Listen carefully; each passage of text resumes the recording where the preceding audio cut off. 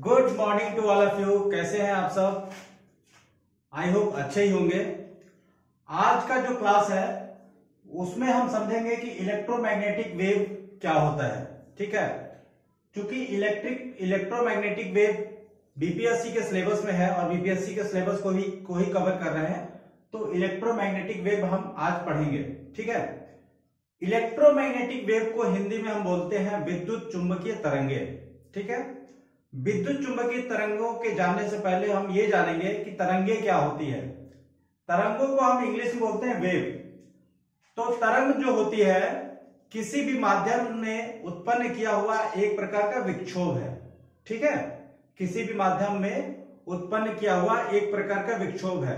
For example ले लीजिए कि जैसे कोई पानी है, ठीक है, कोई शांत पानी है और इसमें अचानक आपने एक बड़ा सा पत्थर उसमें डाल दिया। ठीक है, अब क्या होगा, इसमें एक विक्षोभ उत्पन्न होगी। ठीक है, इसमें एक विक्षोभ उत्पन्न होगी जिसको हम तरंग बोलते हैं, वेव बोलते हैं। ठीक है, वो आपने गाना सुना होगा ना कि ठहरे हुए पानी में कंकड़ न मार सांवरे या बावरे, ऐसा कुछ है। ठीक है, दिल में हलचल सी मच जाएगी। ठीक उसी प्रकार से जो हलचल जो उसमें दिल में उत्पन्न हो रहा है वो क्या है, वो एक तरंग है। ठीक है, उसको वेव कहते हैं। और वो जो हलचल जो दूसरे के दिल तक पहुंचेगी उसको क्या बोलेंगे, वेव मोशन, तरंग गति। ठीक है,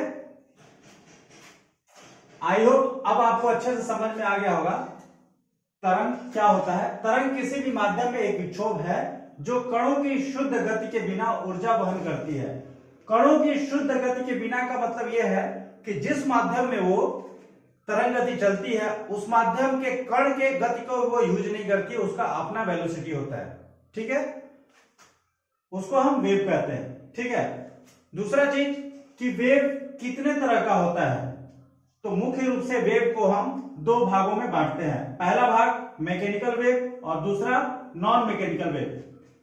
चूंकि मैकेनिकल वेव हमारे सिलेबस में नहीं है तो इसको मोटा मोटी पढ़ लेते हैं। मैकेनिकल वेव वो वेव होती है जिनको चलने के लिए किसी एक प्रकार की पदार्थिक माध्यम की जरूरत पड़ती है। ठीक है, उसको हम मैकेनिकल वेव कहते हैं।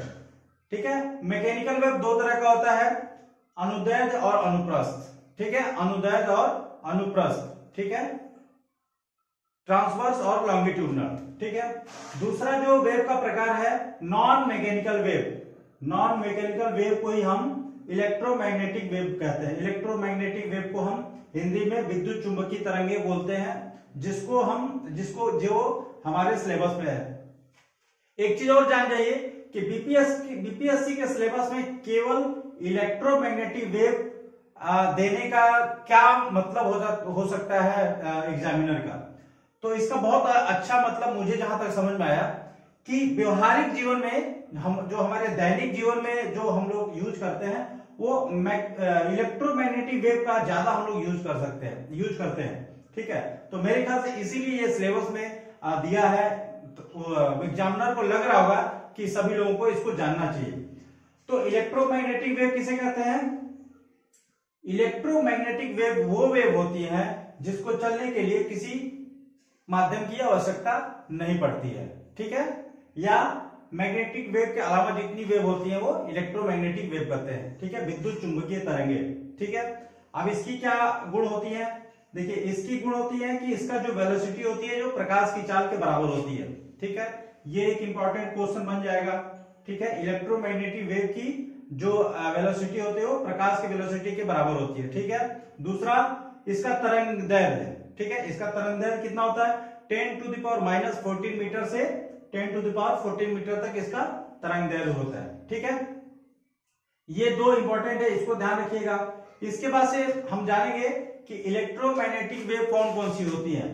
तो उसका हम लोगों ने ये एक लिस्ट बना दिया है, टोटल छह बनाया है, जो सबसे इंपॉर्टेंट है। ठीक है, ये हमारे दैनिक जीवन में यूज भी होता है। इन जो वेव है उसके बारे में हम दो चीज जानेंगे। एक पहला कि उसकी खोज किसने की और दूसरा ये कि उसकी उपयोगिता क्या है। ठीक है, तो आइए देखते हैं हम सबसे पहले गामा तरंग, ठीक है, इसको गामा बोलते हैं, ठीक है। गामा तरंग की खोज बेकुरल ने की थी। बेकुरल नाम के एक वैज्ञानिक थे जिन्होंने गामा तरंग की खोज की। गामा का जो यूज होता है वो मुख्य रूप से न्यूक्लियर रिएक्शन और एटॉमिक रेडियो एक्टिविटी में होता है, ठीक है। इसको आप याद कर लीजिए, ये सारे इंपॉर्टेंट है, ठीक है, आ सकते हैं। दूसरा है क्या है, एक्सरेज। एक्सरेज की खोज किसने की थी? रॉन्टजन ने की थी, ठीक है। इसका उपयोग क्या है? चिकित्सा और औद्योगिक में, ठीक है। जो हम लोग एक्सरे हॉस्पिटल में जाके करवाते हैं वो वही एक्सरे है, ठीक है, उसी के लिए बोला है कि चिकित्सा में उपयोग होता है और औद्योगिक इंडस्ट्री में भी एक्सरे उपयोग करते हैं। तीसरा है यूवी रेज। यूवी मतलब अल्ट्रावायलेट रेज। अल्ट्रावायलेट रेज की उसका जो खोज किए थे वो हमारे रीटर वैज्ञानिक थे, ठीक है, रीटर नाम के वैज्ञानिक थे। इसका क्या उपयोग होता है? सिकाई बैक्टीरिया को नष्ट करने का उपयोग होता है, ठीक है, मतलब ये भी चिकित्सा में उपयोग होता है, ठीक है। चौथा है विजिबल रेडिएशन। विजिबल रेडिएशन मतलब विजिबल रेडिएशन की खोज न्यूटन ने की थी। विजुअल मतलब क्या होता है? दिखाई देना, ठीक है। तो इसका क्या उपयोग हो गया कि जिस वेव के कारण हम किसी वस्तु को देखते हैं उसको हम विजुअल रेडिएशन कहते हैं, ठीक है। पांचवा इंफ्रारेड। इंफ्रारेड की खोज हर्शल नाम के वैज्ञानिक ने की थी और इसका उपयोग क्या होता है? सिकाई के लिए, फोटोग्राफी के लिए, ठीक है। छठवां है short radio wave. Short radio wave and long radio wave. जैसा कि नाम से ही स्पष्ट है कि इन दोनों का उपयोग रेडियो और टीवी में होता है, ठीक है, शॉर्ट रेडियो वेव और लॉन्ग रेडियो वेव। लेकिन दोनों की खोज जो है वो अलग अलग वैज्ञानिक ने की थी। शॉर्ट रेडियो को हर्ट ने और लॉन्ग रेडियो वेव को मार्कोनी ने की थी, ठीक है। तो ये हमारे इलेक्ट्रोमैग्नेटिक वेव के बारे में हमने जान लिया, ठीक है। इलेक्ट्रोमैग्नेटिक वेव तो बहुत बड़ा चैप्टर है, लेकिन वेव में इलेक्ट्रोमैग्नेटिक वेव के बारे में मेरे ख्याल से इससे ज्यादा आएगा नहीं क्वेश्चन में, ठीक है, एक छोटा सा टॉपिक है। दूसरा चीज है कि जो हमारे एक सिलेबस में नहीं है लेकिन जानना आवश्यक है, ये भी पूछ सकता है, ठीक है। एग्जामिनर का कोई भरोसा नहीं है, ठीक है, क्योंकि क्वेश्चन बनाते समय मान लीजिए कि अगल बगल से भी कोई अच्छा क्वेश्चन दिख जाता है तो उसको डाल देता है, ठीक है। तो आइए हम एक थोड़ा सा साउंड के बारे में भी जान लेते हैं। साउंड वेव, ठीक है, ये भी एक प्रकार का वेव है, ठीक है। किस तरह का होता है? ये अनुदैर्ध्य तरीके का होता है। हमने बताया था ना मैकेनिकल वेव दो तरह की होती है, एक अनुप्रस्थ और अनुदैर्ध्य। तो वही अनुदैर्ध्य तरंग जो होती है वो साउंड वेव होती है, ठीक है ना। साउंड वेव अनुदैर्ध्य तरंग होती है, ठीक है। इसकी उत्पत्ति कंपन से होती है, किसी माध्यम में किसी चीज के कंपन से इसकी उत्पत्ति होती है, लेकिन सारे कंपन से वेव साउंड उत्पत्ति नहीं होती है, ठीक है। साउंड वेव कितने तरह के होते हैं जिसको इसको तीन कैटेगरी में बांटा गया है, एक अपश्रव्य, एक श्रव्य और तीसरा जो है पराश्रव्य, ठीक है। अपश्रव्य वो होता है जिसको हम नहीं सुन सकते, ठीक है, वो उसका क्या फ्रीक्वेंसी होती है? ये तीनों को जो कैटेगराइज किया गया है वो फ्रीक्वेंसी के अकॉर्डिंग कैटेगराइज किया है, ठीक है। तो अपश्रव्य जो होता है वो 20 हर्ट्ज से उसकी फ्रीक्वेंसी कम होती है। हर्ट्ज जो होता है फ्रीक्वेंसी का यूनिट है, ठीक है, जहां HZ लिख गया है मतलब समझिए कि वो हर्ट्ज है और उसके पहले जो नंबर लिखे हैं वो फ्रीक्वेंसी है, ठीक है। तो अपश्रव्य की जो फ्रीक्वेंसी होती है वो 20 हर्ट्ज से कम होती है, इसको हम नहीं सुन सकते, ठीक है। दूसरा होता है, दूसरी कैटेगरी होती है श्रव्य। श्रव्य किसे कहते हैं? वे साउंड वेव जिनकी फ्रीक्वेंसी 20 हर्ट्ज से तो ज्यादा होती है लेकिन 20,000 हर्ट्ज से क्या होती है?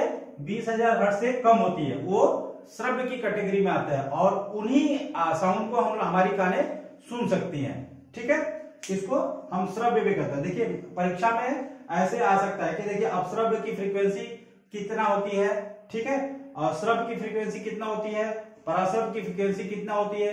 ये तीन क्वेश्चन ये हो गया। हाँ, किस फ्रीक्वेंसी से किस फ्रीक्वेंसी तक की आवाज को हम सुन सकते हैं, ये चार क्वेश्चन यहां से आ सकता है, ये इंपॉर्टेंट है, ठीक है, इसको ध्यान रखिए, बहुत बड़ा वो भी नहीं है, ठीक है। पराश्रव्य की जो फ्रीक्वेंसी होती है वो 20,000 हर्ट्ज से ज्यादा होती है। पराश्रव्य मतलब उसको हम नहीं सुन सकते, अपश्रव्य को नहीं सुन सकते, पराश्रव्य को नहीं सुन सकते, केवल हम श्रव्य को सुन सकते हैं जिसकी फ्रीक्वेंसी 20 हर्ट्ज से 20,000 हर्ट्ज के बीच में होती है। पराश्रव्य की जो फ्रीक्वेंसी होती है वो 20,000 से ज्यादा होती है। पराश्रव्य की फ्रीक्वेंसी केवल जानवर सुन सकते हैं, ठीक है। तो जैसे कि एक एग्जांपल मैं आपको बता दूं कि जब हमारा सुनामी आया था तो उस समय वैज्ञानिकों ने देखा तो उस समय बहुत सारी नुकसान हुए थे, हमारे इंफ्रास्ट्रक्चर की, लोगों की जान की, सबकी हानि हुई थी। लेकिन हमारे वैज्ञानिकों ने एक स्टडी किया कि जो वहां के जानवर थे, ठीक है, उनकी नुकसान नहीं हुआ था। ठीक है, जानवर जो है सुनामी आने से पहले ही वहां से दूर चले गए थे।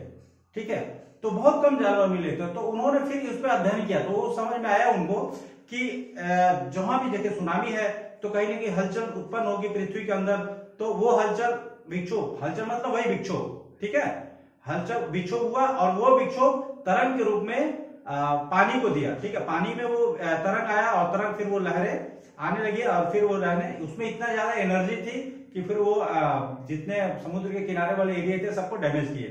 ठीक है, तो उसमें जो अब जो वहां पे अगर विक्षोभ हुआ तो फ्रीक्वेंसी होगी। ठीक है, तो उस फ्रीक्वेंसी जो फ्रीक्वेंसी थी वो पराश्रव्य लेवल की फ्रीक्वेंसी थी, मतलब उनकी जो फ्रीक्वेंसी थी वो 20,000 हर्ट्ज से ज्यादा थी। तो उस चीज को मनुष्य तो नहीं भाप पाया, लेकिन जो हमारे जो वहां पे रहने वाले जानवर थे समुद्र के किनारे वाले, उनको वो सुन लिए थे, उनको पता चल गया था, इसलिए वो सुनामी आने से पहले ही वहां से भाग गए थे। तो आजकल सुनामी वगैरह में ये सब चीजों को जानने के लिए हमारे वैज्ञानिक जानवर का भी यूज करते हैं। ठीक है, तो ये 3 तरह की हमारा साउंड की कैटेगरी है, इसको जान लीजिएगा। और इससे बाहर का तो क्वेश्चन मेरे ख्याल से नहीं आना चाहिए। ठीक है, तो इस वाले में हमारा इलेक्ट्रोमैग्नेटिक वेव क्लियर कर लिए। और भी कोई क्वेश्चन या सवाल होगा उसको कमेंट में आप पूछ सकते हैं, उसका हम जवाब दे देंगे। उसके बाद से नेक्स्ट क्लास में दूसरा हम लोग टॉपिक बहुत जल्दी लेकर के आएंगे। ठीक है, मिलते हैं नेक्स्ट क्लास में। थैंक यू आज के लिए।